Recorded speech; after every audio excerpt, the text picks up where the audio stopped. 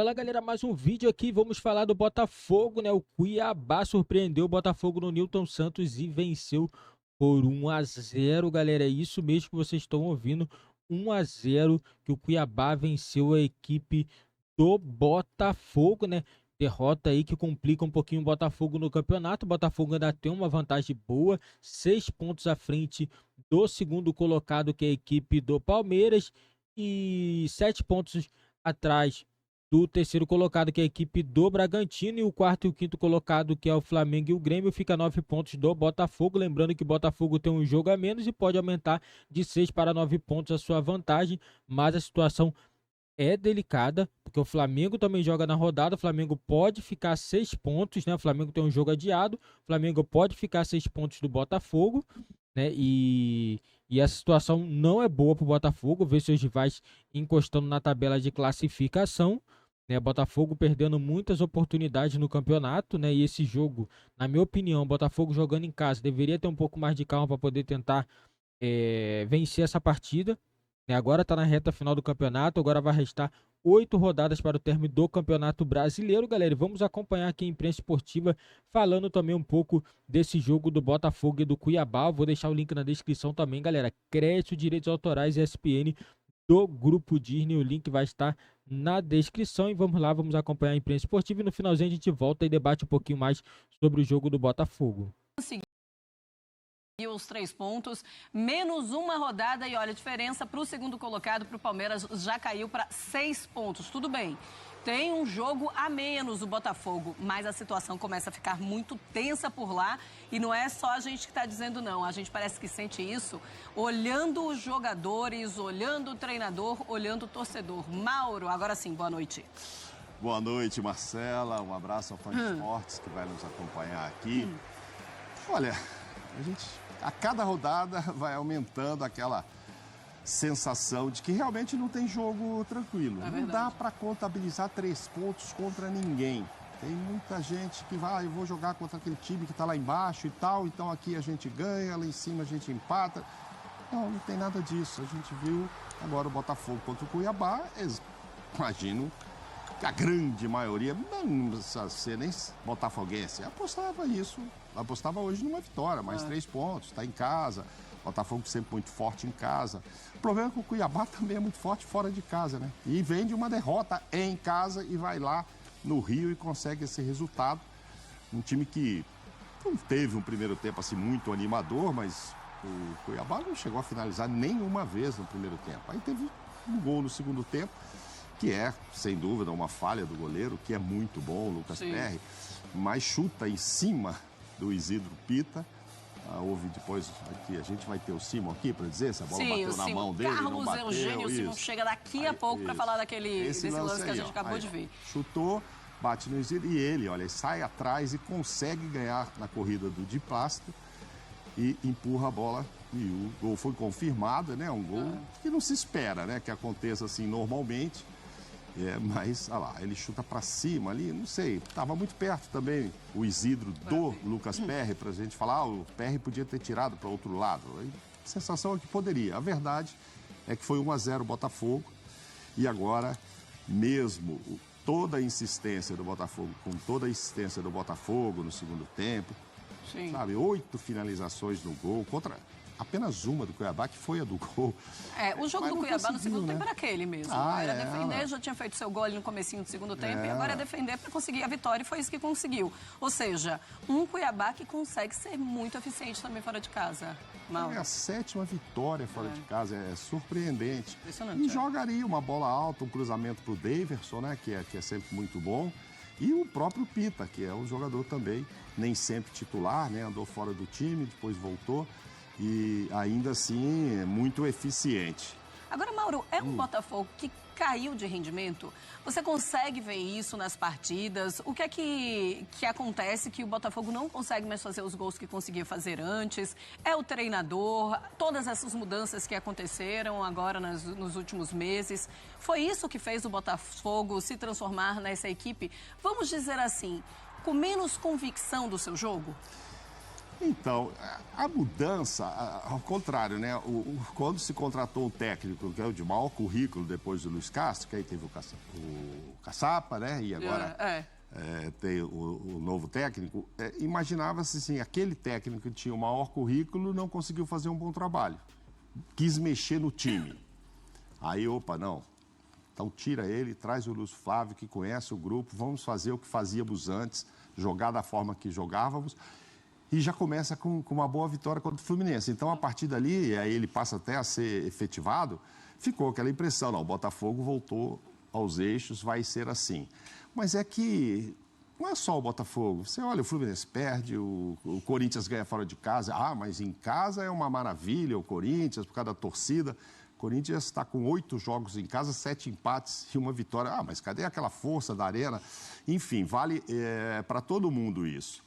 Acho que o Botafogo ainda tem que pôr os pés no chão, ficar tranquilo, que a vantagem ainda é significativa. Vai perder mais? Muito provavelmente, muito difícil. Qualquer time. Ah, o Flamengo mudou, o Tite chegou, agora vai ganhar 12 partidas. A gente já viu que isso não aconteceu. Então, times que perdem uma vão buscar outra. Mas acho que a vantagem ainda é significativa para o Botafogo. Ele não pode deixar. Tem um confronto preocupante, vamos dizer assim, mas qual que não é, né? Sim. O próximo... mas é aquela história, né? São os 6 pontos aí que começa a fazer uma pressão. Eu acho assim que, enquanto a pressão é do Bragantino, ela não parece tão grande como se fosse do Palmeiras, do Flamengo ali, porque aí vem... É lógico que isso mexe, né, com a cabeça dos jogadores, mas ainda acho uma vantagem significativa e vamos ver o que o Botafogo faz até o final. Agora, claro, um jogo como esse, uma derrota como essa, que realmente não era esperada, acende um sinal de alerta no time e nos adversários que estão ali mais próximos. Opa, será que não vai dar mesmo? Aí eles começam a olhar a tabela do Botafogo. Bom, além do Palmeiras, quem mais ele pega, como é que é, e não sei o quê, e a nossa tal. Enfim, cria uma certa tensão, sim. Olhando para o Lúcio Flávio, depois da saída do Bruno Lage, ele chega e tem toda aquela mudança, toda aquela alegria com a saída do Bruno Lage. Mais do que com a chegada do Lúcio Flávio, parece que a saída dele era mais importante do que qualquer outra coisa. Todo aquele encantamento da saída do Bruno Lage foi embora. Agora o Lúcio Flávio ele começa ou ele precisa apresentar algo diferente que esse Botafogo ainda não encontrou? Não, ele precisa buscar aquele futebol que colocou o Botafogo num primeiro turno inédito, maravilhoso. Um Botafogo do Luiz Castro que estava muito bem e que aparentemente é o que a gente pensava que iria acontecer já no primeiro jogo do Lúcio Flávio, quando ele ganha do Fluminense, que tem um time completo e tal, e ganha muito bem. Aí veio uma derrapada aqui, outra ali. Aí jogo adiado, etc. O problema da Luz lá contra o Atlético Paranaense, aí criou-se um clima de que ele, vamos jogar com o Fortaleza agora, porque o Fortaleza é o time reserva, porque vai poupar todo mundo para a final do Sul-Americano. Então, tudo isso, entendeu? Fez com que o ambiente desse uma mexida, eu acho que desnecessária, num time que está arrumadinho. Eu ainda acho que o Botafogo vai se arrumar. Hoje a bola não entrou. Foi lá, martelou, a bola não entrou. Só que, jogando em casa, normalmente essa bola entrava. Ele tem 11 vitórias em casa. Claro, a grande maioria foi no primeiro turno. Vamos colocar as estatísticas da partida, então, Fãs de Esportes, para vocês verem e terem um pouco mais ideia, mas pelas frieza dos números, tá? Porcentagem aí, então, de posse de bola. O Botafogo maior, até porque como passa o segundo tempo inteiro correndo atrás para um empate e querendo a virada, logicamente, acaba ficando mais com a bola, 67% a 33%. Passes certos, 513 a 216. Chutes, 32-6. 8 chutes certos contra 1 do Cuiabá, grandes chances 4-1, escanteios 7-2. Parece mesmo aquela história, né? A bola que não entrou de jeito nenhum. Mas para quem quer título, né, precisa encontrar um jeito dessa bola entrar. É mais difícil um time como o Botafogo jogar com uma equipe como o Cuiabá, depois do Cuiabá abrir o placar, Mauro? Então, sobre esses números ainda, Marcela, eu acho que a gente vai precisar já fazer o levantamento aí de quantas equipes conseguiram vencer e foram eficientes com menos posse de bola. Porque é claro que quando você tem mais posse de bola, você tende a ter mais oportunidades. O Botafogo até teve, mas muita gente tem posse de bola e não consegue aproveitar, né? E aí não consegue ser efetivo, não chuta o quanto deveria chutar, tendo mais posse de bola. E não foi o caso aí, né? A gente viu o número, o meu era 31 contra 6, a gente viu ali 32 contra 6 finalizações, né? 8-1 no gol. Então, assim, era para ter saído na frente. Não saiu na frente e ainda acabou sofrendo gol e já poderia ter saído na frente no primeiro tempo, quando então não houve nenhuma finalização do Cuiabá. Eu acho que aumenta um pouco o nervosismo por causa daquele início da minha conversa com você. Hoje é dia de 3 pontos, entendeu? Tem o peso. Não estou jogando um clássico aqui. Não é o jogo do Palmeiras. Na próxima quarta-feira contra o Palmeiras, se o Palmeiras sair na frente, vamos lá buscar e tal. Entre aspas, é mais natural que o Palmeiras consiga, de repente, né, ter uma vantagem inicial e que o Botafogo possa buscar e virar. Contra o Cuiabá, tem um pouco de choque, um pouco de susto, porque não é o que se esperava, ainda mais do gol saindo dessa forma aí. Realmente pegou o botafoguense de surpresa e lá dentro de campo também acontece isso, né? Aí chegou a ter um gol, eu acho que o Simon vai falar com a gente depois, um gol do Cuesta também e tal, aí aquela coisa, gol anulado e tal. Teve essa oportunidade, mas enfim, mexe com a tabela. E mexe com os jogadores. E mexe com o PR também, não mexe, Mauro?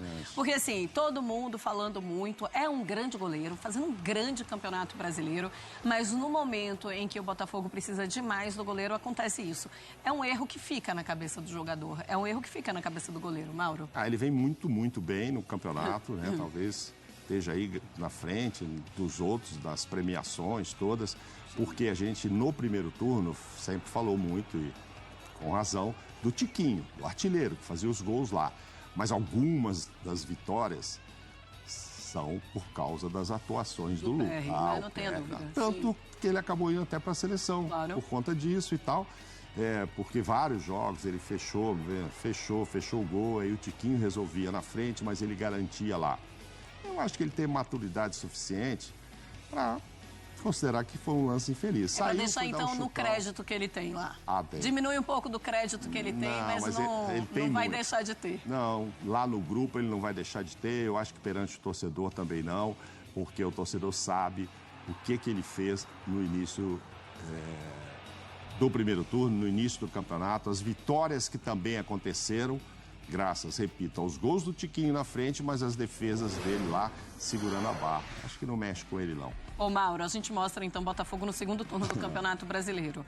Sempre quando se fazia todos os cálculos do segundo turno do Campeonato Brasileiro, para o Botafogo perder o título era um absurdo. Olha, Botafogo está praticamente levando o seu título, mas olha o aproveitamento desse segundo turno, 40% apenas. Em 10 jogos tem 3 vitórias, 3 empates e 4 derrotas. 10 gols marcados, a média de 1 gol, então, só por jogo.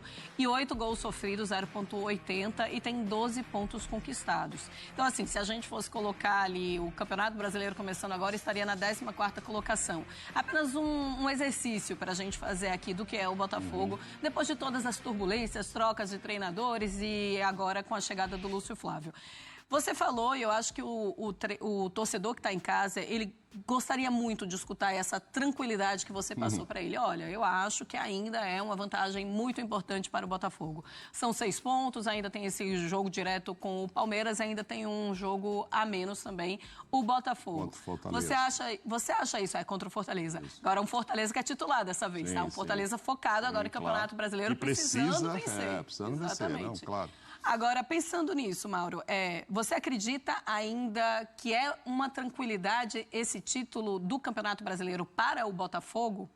Não, eu acho que é uma vantagem ainda significativa de qualquer outro. Significativa é quanto, assim? Fale direito para o torcedor. 90% de chance de ser 90%, campeão. Por aí. Então tá bom. É grande, é coisa grande. Agora, é decepcionante esse segundo turno, né?